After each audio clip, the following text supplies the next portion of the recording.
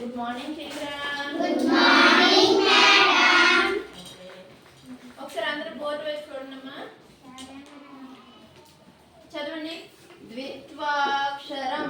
ద్విత్వాక్షరం. ఈ రోజు మనం ద్విత్వాక్షరం అంటే ఏంటో నేర్చుకుందాం. ఓకేనా?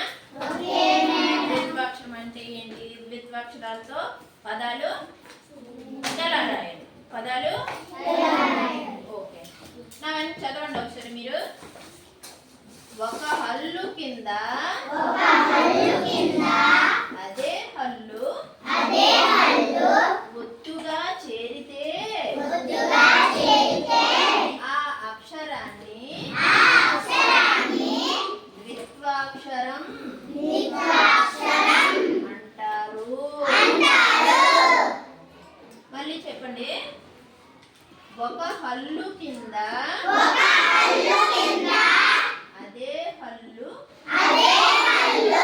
ఒత్తుగా చేరితే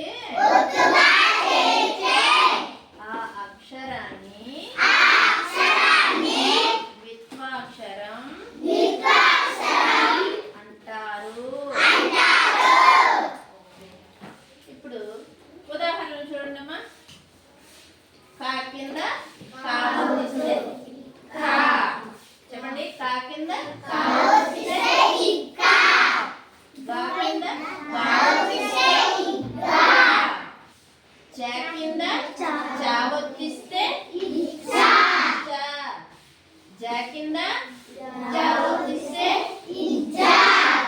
ట కింద ట వస్తే ట. అలాగా మనం ప్రతి అక్షరంకి రాయొచ్చు. డా కింద డా ఒత్తిస్తే నా కింద నా ఒత్తిస్తే మా కింద మా ఒత్తిస్తే పా కింద పా ఒత్తిస్తే మా కింద మా ఒత్తిస్తే రా కింద రా ఒత్తిస్తే యా కింద యా ఒత్తిస్తే లా కింద లా ఒత్తిస్తే బా కింద బా ఒత్తిస్తే వా కింద వా ఒత్తిస్తే సా కింద సా ఒత్తిస్తే. ఓకేనా? Okay madam. ప్రతి అక్షరానికి మనం వాళ్ళగా రాయొచ్చు. అయితే ఇక్కడ కొన్ని మనం రాసాము. కొన్ని అక్షరాలకి రాసాము. కా కింద కా ఒత్తిస్తే గా కింద గా ఒత్తిస్తే చ కింద చ ఒత్తిస్తే జ కింద జ ఒత్తిస్తే టా కింద టా ఒత్తిస్తే. నెక్స్ట్ ఆ అక్షరాలతో వచ్చే పదాలు. ఇప్పుడు ద్విత్వాక్షరాలతో వచ్చే ద్విత్వము అంటే అర్థం ఏంటంటే రెండు అని అర్థం. రెండు అక్షరాలు. కా కింద కా ఒత్తిస్తే ఏమవుతుంది? ఇప్పుడు చదవండి.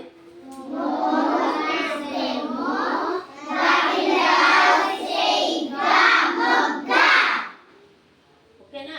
నిచ్చెన సజ్జ. సరే. కా ఒత్తు ఇలా రాసుకుంటాం. గా ఒత్తు ఇలా రాసుకుంటాం. చ ఒత్తు ఇలా రాసుకుంటాం. జ ఒత్తు అలా రాసుకుంటాం. కా కింద మళ్ళీ కా ఒత్తే వచ్చింది కదా అనుకున్నాం కదా. ఒక హల్లు కింద మళ్ళీ అదే హల్లు ఒత్తుగా చేర్చని కా కింద కా ఒత్తే వచ్చింది. గా కింద గా ఒత్తే వచ్చింది. గా కింద యా ఒత్తో మా ఒత్తో ఇంకేం రాలేదు కదా. గా కింద మళ్ళీ గా ఒత్తే వచ్చింది. చ కింద వచ్చింది. వేరే ఒత్తు మారలేదు కదా.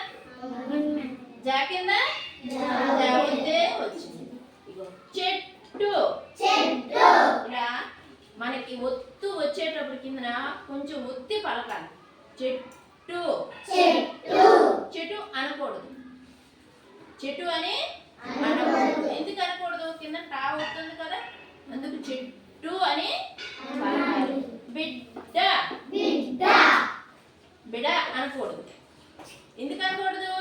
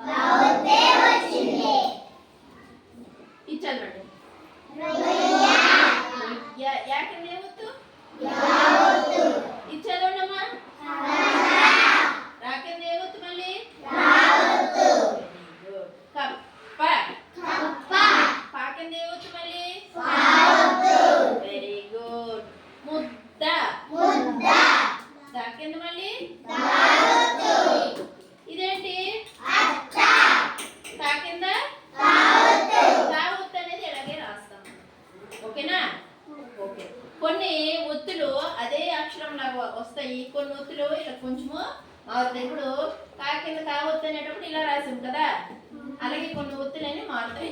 అర్థమైందా?